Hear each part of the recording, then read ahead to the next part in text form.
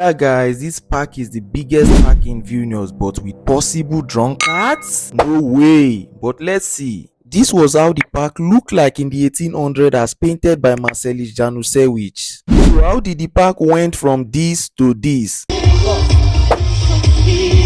Well, the Palace of Zagreb, as it is famously called, was bought by Levin August von Benningsen in 1801. Do you remember the French invasion of Russia by Napoleon Bonaparte in 18th century? It was during this invasion that the palace was used as a military hospital. This palace later caught fire and was demolished totally.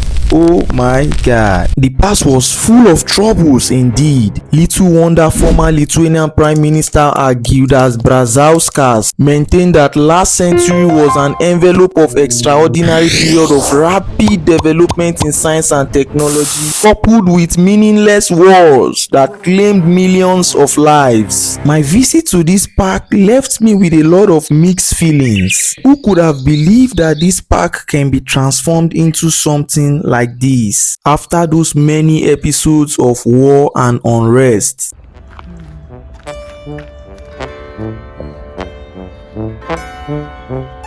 A major reconstruction work was carried out at the Vingis park and this stone lion was found.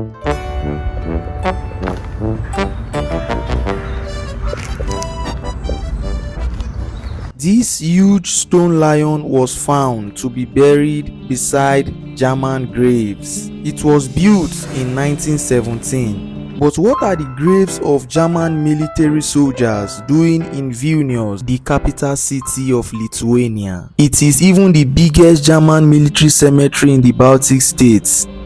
Curiosity killed the cat, but it is not going to unalive you and I today. The Vingis Park in Vilnius is one of the amazing environments that encapsulates most of the gory events that are buried in the annals of the Soviet history. Alongside the burials of German soldiers are those of Austrian, Hungarian, Russian and Turkish soldiers that were unalive during the First and Second World Wars. Both German and Lithuanian soldiers have spent over 3 years rebuilding this cemetery. The plan of the Vingis Park is such that it has a singing stage and also a soldier cemetery space, the bridge connecting the park to the city, and the beautiful Neris river. It has a remarkable stadium and an amazing botanical garden that is instrumental to researchers at the University of Vilnius and tourists that visit Vilnius for several reasons. The Vingis Park covers a land area of 162 hectares. So you can see why its new look has an amphitheatre and a huge German military cemetery. Also within this park are found a basketball court, a tennis court, an archery field, and a rugby stadium. Vingis Park has indeed seen a lot of transformation. One thing that surprises me about the park is that even though the dead are buried here, the park is still used to organize shows and concerts that brings the Vilnius population together.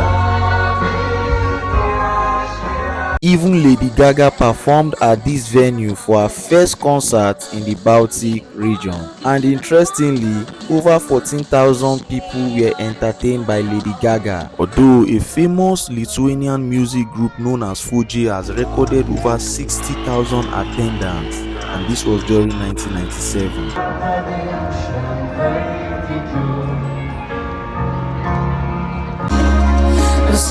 Other amazing musical artists like Andre Bocelli, Elton John, Björk, Sting, Rod Stewart and Depeche Mode have also performed at this amazing Vingis Park. So basically we are heading towards the symbolic monument, I can call it, the two standing slabs with a lot of inscription. I don't know, but I think these are names of people that lost their lives, during a war. I can see Anton Müller, Wilhelm Mühlmann. These are German names. I can see Kurt Hope. I can see Alois Hornberger, Edmund Klusenweg. This is 1943. Second World War. Second World War. Crazy amount of people that lost their life over a struggle that I don't even know about. You know, this is what humanity is all about. There is peace, there is chaos, there is turmoil, there is gargoyle. You know, all the crazy, inhumane things that you can ever think of. I mean, these people never had to die, but you see, they died. Yeah, this guy was 21. God damn it. 21. 1944. 1923. That's crazy. 1923. Whew. So many names. I can see Gustav Brachman, Obegefrehita. See Walter Bracht. How many and what kind of soldiers? I can't really understand I this, think but German soldiers. Something 1,600.